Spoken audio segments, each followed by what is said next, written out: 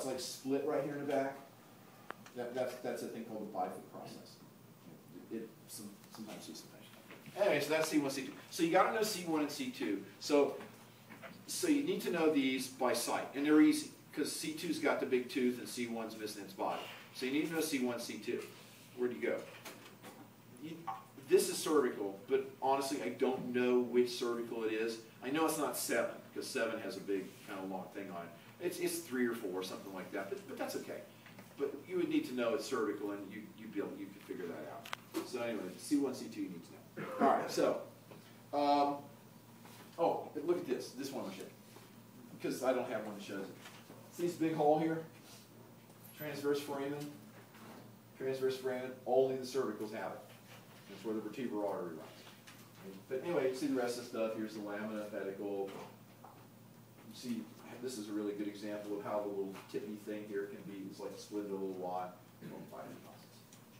So that's typically just what a cervical, like what a C looks like. All cervicals, all 7 of them have the transverse foramen. All 7 of them. You might not see it in all of them we've got because they're kind of beat up. But believe me, they're there. Okay, here's C1. See, missing body. It's gone. It's got the little hole here. It's got the transverse foramen. You know, this is the superior facet here that articulates to the occipital condyles. Here's the inferior facet, which will articulate to the superior facet of C2, because they just stack on top of one another. So that's C1. That's the atlas. You guys probably know this. So there's like the, I don't know, is it Greek mythology or whatever. The atlas, the guy was holding up the earth on his shoulders. You know, that's how it has because it's holding up the head. So that's C1. Here's C2. Now, here's C2. Here's the missing body of C2. This thing's sticking up. The DE, no ES, the dens, right? This is the tooth. It's the missing body of C1. It's part of C2. You can see that you've got the transverse foramen and all that kind of stuff. So that's the 2 cervicals. And this is just how they articulate together. No big deal. It's just like this plastic line back here. Oh, here's a good picture.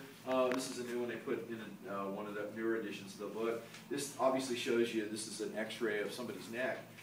And you can see, here's my stick. And this is pretty cool.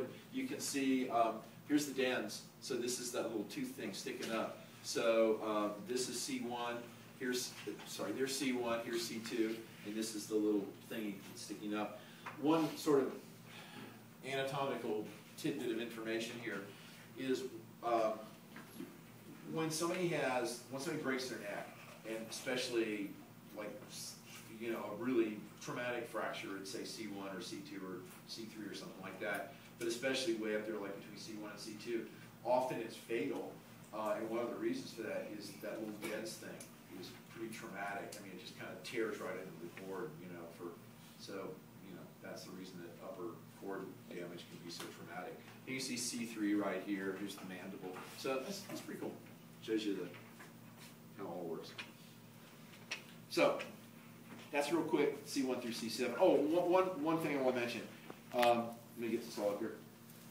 Whoops, sorry, went too fast. No, real too fast. If you do this, if you put your chin like right here on your maneuvering of your sternum, there's a big bump like right here. That's C7. It's called the vertebral prominence of C7. So you feel right where C7, your last cervical vertebrae is, because this is bump right back there. Just in case you're all right. All right, the thoracics. The thoracics are these guys. Let's count them off. 1, 2, 3, 4. 1, 2, 3, 4, 5, 6. Here's 7. Right? And how we start the T's. T, 1, 2, 3, 4, 5, 6, 7, 8, 9, 10, 11, 12. Yeah, that's right.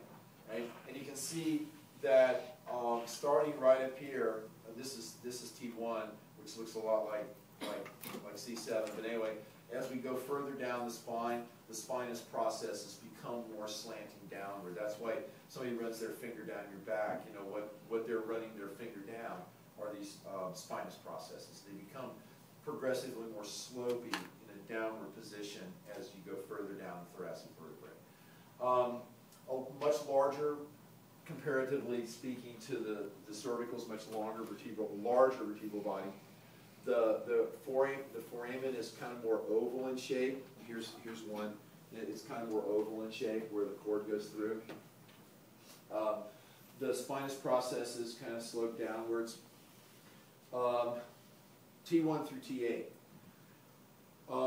have places where your ribs attach. We'll talk about the ribs just right at the end here tonight. And there's subtle little features on the thoracic vertebrae other than the downward sloping spinous process. If you see these little facets, this one doesn't show up very well, these little facets that are on the body and the transverse processes, the thoracic vertebrae, those little smooth areas, that's where your ribs articulate. Right? But anyway. So you have these little facets for the rib articulation. That's another way to tell them. Well, here's just a general picture of them. Superior facet, inferior facet would be down here. This would be the lamina, pedicle, the kind of oval body. Now I mentioned, I think,